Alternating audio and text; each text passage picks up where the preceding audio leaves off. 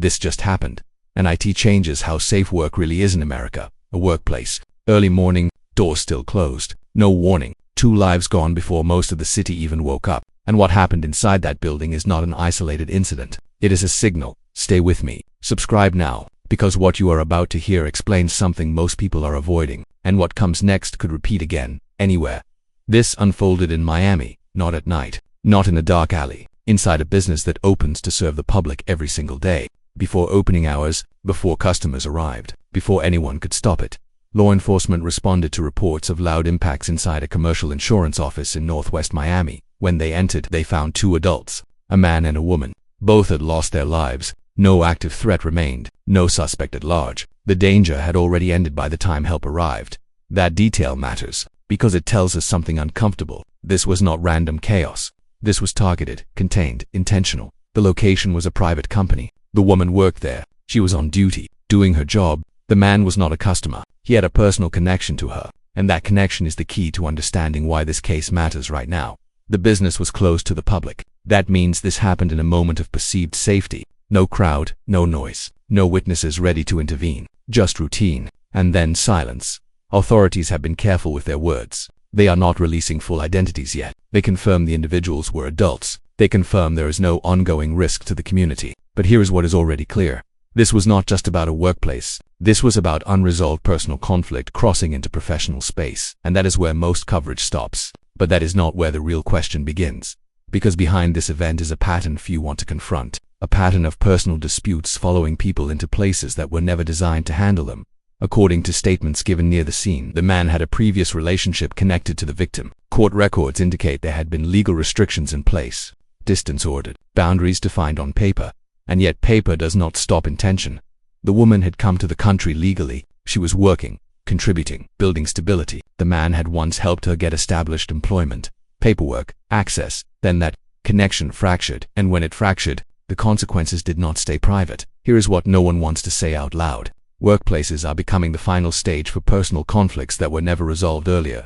Offices are not prepared for this. Employers are not trained for it. And co-workers are often the last to know. Why did this happen inside a business and not somewhere else? Because routine creates predictability. Because schedules are known. Because doors open at the same time every day. Because safety is assumed. An assumption is vulnerability. This case forces a hard question. How many workplaces across the country are quietly exposed right now to personal situations management knows nothing about? How many legal restrictions exist that do not extend into employer awareness?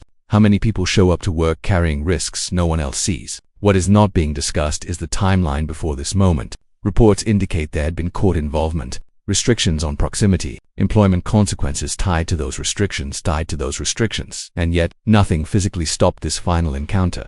That is not a failure of one person. It is a gap in the system. Now let's widen the lens. This was not the only fatal domestic-related incident reported in that county within a short span. Multiple cases, different locations, the same underlying theme, private conflict escalating beyond control. This is not about sensationalism. This is about trend recognition.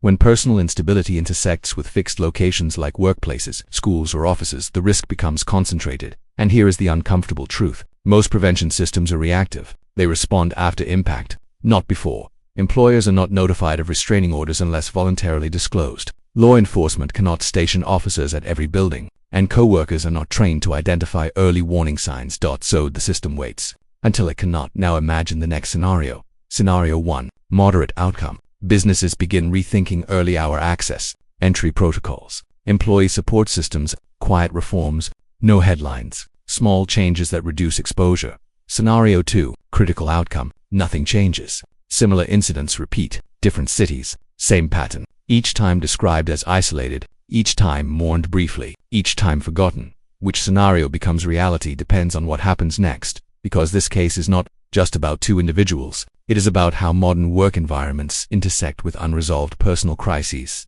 And the timing matters. This happened in the morning. Before the day began. Before people were watching. That is when systems are weakest. This is not about fear. It is about awareness.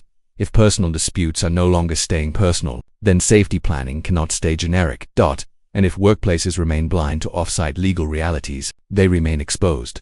What makes this moment critical is not the tragedy itself. It is the silence around what led up to it. No warning sirens, no public alerts, just routine, then loss, and that is why this matters to you.